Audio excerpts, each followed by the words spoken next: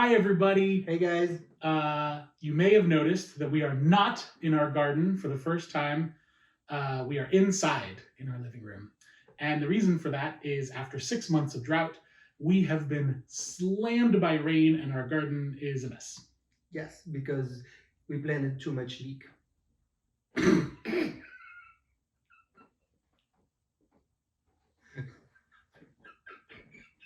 Now we have to make it the joke.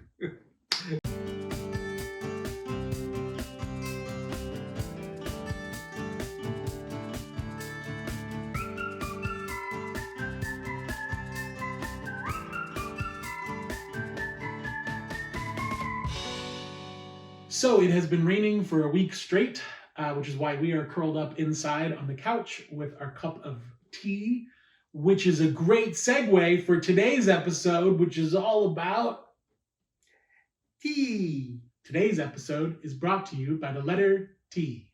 The letter T. So a tea or fermented tea is plants that we take and we put in a bucket with water and we make an aerobic fermentation. So the reason we do that is to create first a fertilizer.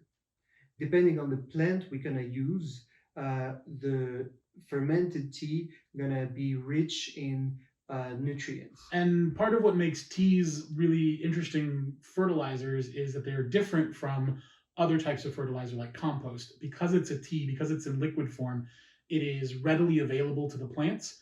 So as soon as we put that tea on the plants, they are able to absorb it right away. So another major thing that tea does is to prevent against the disease attack, against fungal attack or pest attacks. So you can do a fermented tea with almost any kind of plants. And every fermented tea is going to have a very specific action in fertilizer or protection. So those four major fermented tea are stinging nettle, Comfrey, field horsetail, and bracken fern. Aww, we were so synchronized. That's nice. Besides of those four teas, we're gonna also make a comfrey juice. Basically, a comfrey juice, it's the juice of the comfrey leaves that gonna just naturally get extracted by time, and we just gonna harvest it. That's all. So no fermentation. So we're gonna give you guys a little peek behind how we made our teas this season. We're gonna show you some of the foraging trips we did, where we were able to get a lot of our raw materials for free because we foraged in totally legal ways. And we're gonna show you how we put together the teas, how we mix the teas, and how we use the teas on our plants.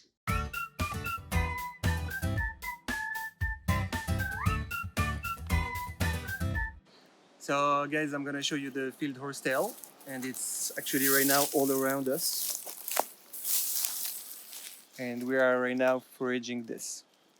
The field horsetail, it's good against the iodium. It's the fungi disease, iodium, and the second one they call la rouille, which if I translate would be rust. So this guy here is full of silica. And so what we do, there's two options.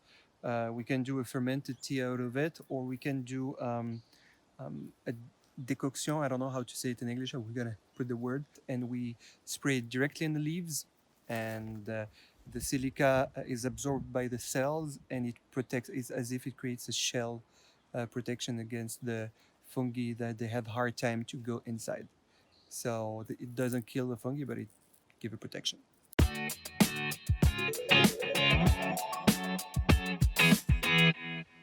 I don't want to hold it very close. That's fair. That is stinging nettle, guys.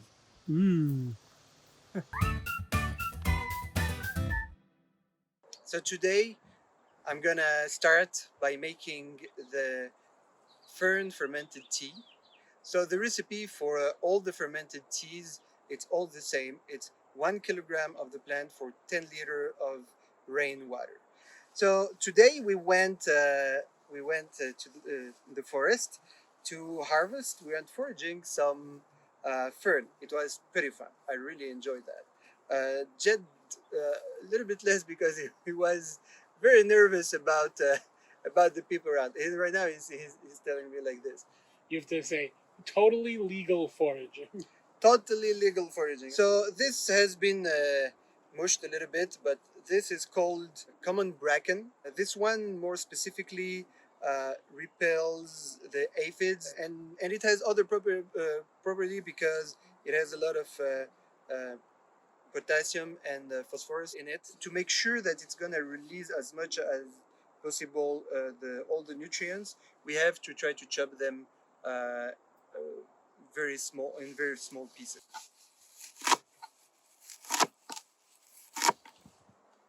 So now I chopped 1 kilo of fern, or 2.2 pounds. We're gonna add 10 liters of water. So as I said, usually it's rainwater, but because we don't have rainwater, but we have a filter in the sink in the kitchen, I'm using that water. So now I'm gonna continue filling this. I'm gonna put a lid on this and put it in a garage and stir it every day. And once it stopped making bubbles after 6 to 10 days, the next step is to filter it, and then we can use it in a garden.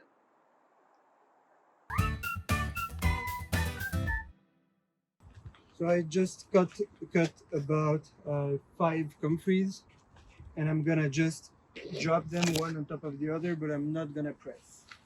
It's just a natural process of releasing the juice. So even when you put it, you can stretch it, give it a little bit air. So you don't want to compress it.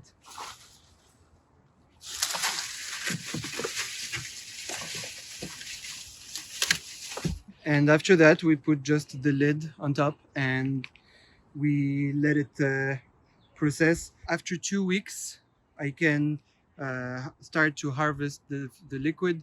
And from then, every week, I have to add 1 or 2 a huge blend of comfrey. And we do that during the whole summer till the fall. So it is October. We are doing some of our final pure juice harvesting of the season, and we're going to show you what it looks like when we harvest our comfrey pure juice. A few minutes later. So this is where it all comes together. We have harvested our pure juice and we've added it to the pure juice that we've been collecting all season in this old milk container. This is 100% pure juice from comfrey. It will last forever. Essentially, it doesn't go bad, so we can hold on to this whatever we don't use. And then here we have our Pure Mel 4. So this is the teas that we already made mixed together now of comfrey, of oh my god, stinging nettle, of bracken fern, and of horsetail, field horsetail. I got them. They're all up in this noggin. So those 4 are here. This one's here. So what we're going to do is we're going to combine them together. So basically 4 parts this, 1 part this. And then that's going to give us the nice even balance of all 5. And then once we add it to water, we're going to go for about 1 part of this whole mix together to about 10 to 20 parts water. We're doing 4 part of this.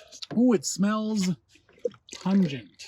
So remember, this is 4 different teas mixed together. So we're not going to do half this, half this. That would be way too much of the comfrey pure juice. So we're just going to put in basically the equivalent of 1/5.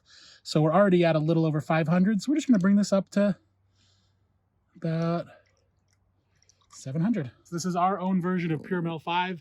This is all 5 mixed together. We're going to take that. We're going to pour that into this watering can. And this is a 10-liter watering can. I can basically fill this to the top, and we've got a perfect balance for watering all of our plants. And now that we have our beautiful teas all mixed together, it is time to water our plants with them.